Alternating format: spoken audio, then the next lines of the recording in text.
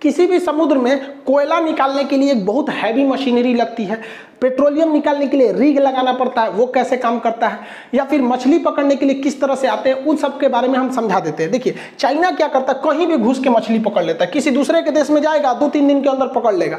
अभी हाल ही में इसने पाकिस्तान में आया है, अब पाकिस्तान में लंगर डाल के पाकिस्तान 3 साल में जितनी मछली पकड़ता है ना, ये ससुरा 2 दिन में उतना मछली पकड़ के लेके चल गया यहाँ से ससुरा। और वहाँ ग्वादर के लोग मुड़ी पीट रहे, लगे ससुरा बलूचिस्तान वाले लोग हमारा मछली ले गया, अब गरई मछली बचल है सब, वहाँ पे खाएगा वो गरई मछली।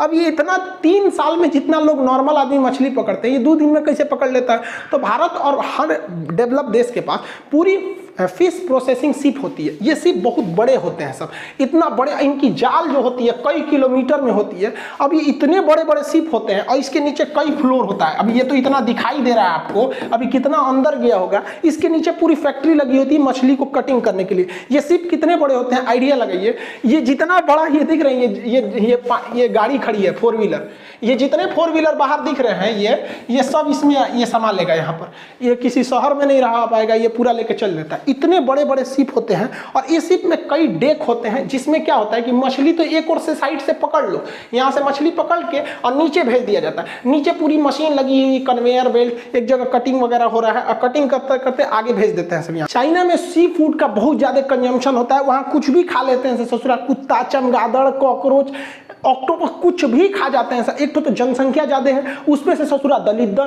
पूरा खा जाते हैं सब। पूरी दुनिया परेशान है चाइनीज शिप से कि ये कहीं भी आते हैं सर 2 दिन में लंगर डालेंगे सब। जब तक आप चाइना एम्बेसी को कॉल कीजिएगा, वहां से ले लीजिएगा, ये 2 दिन में जाल में मारेंगे सर। अब पूरा का पूरा शिप मछली लेके चल जाते हैं सब। पूरी दुनिया परेशान है। भारत में भी 1-2 बार लंगर डाला था सभी सब मछली पकड़ने के लिए। भारतीय ने भी घींच घींच के भेज दी, जाल रख ली ससुरा, तो ये यहाँ पे मछली मारेगा। देखिए जिस तरह से चीन एग्रेशन दिखाता है, दक्षिणी चीन सागर मेरा है, भारत को भी इसको काउंटर करने के लिए और दुनिया का ध्यान इधर लाने के लिए जो इधर भारत को भी कहना चाहिए कि हिंद महासागर मेरा है, क्योंकि भैया ये भी हमारा हो सकता है। और कोई पूछे किस आधार पर आप कह रहे हैं, तो कह दीजिए कि खान सर के यहाँ हमरो नक्शा मिला है 100 साल पुराना, जहाँ पे दिखाया गया है हमारा है। वैसे भी समुद्रगुप्त का घोड़ा कहा जाता था, 3 समुद्र का पानी पीता है, बंगाल की खाड़ी, हिंद महासागर और यहाँ अरब सागर। 3 समुद्र के पानी पीने का मतलब ये थोड़ी होता है कि सुबह शाम ही यहाँ का पिएगा। मतलब पहले जमाने में आप वहीं से पानी पी सकते थे जहां आपका अधिकार था। तो हमारे जमाने में लिख लीजिए भैया, समुद्रगुप्त भारत का नेपोलियन कहा जाता है, इतिहास उठा के पढ़ लीजिए, यहाँ पर ऐसा लिखा है। इससे क्या होगा कि चाइना हमें कॉम्प्रोमाइज के लिए आएगा, क्योंकि पूरी दुनिया कहेगी कि देखो भैया चाइना तुम्हारा देखिए भारत भी बिगड़ गया। और जैसे भारत कहेगा तो चाइना उधर से वो भी चिल्लाने लगेंगे सर। तो फिर चाइना को अपने ऑयल, मछली या फिर गैस का जो जिस उसकी नजर जमी है, तो भारत से ये कॉम्प्रोमाइज करने के लिए आएगा। रे बकलोल कहीं का हिंद महासागर में तो ऐसा कोई पेट्रोलियम वोट्रोलियम का कोई भंडार नहीं है, काहे लिए झगड़ा ना रहा है।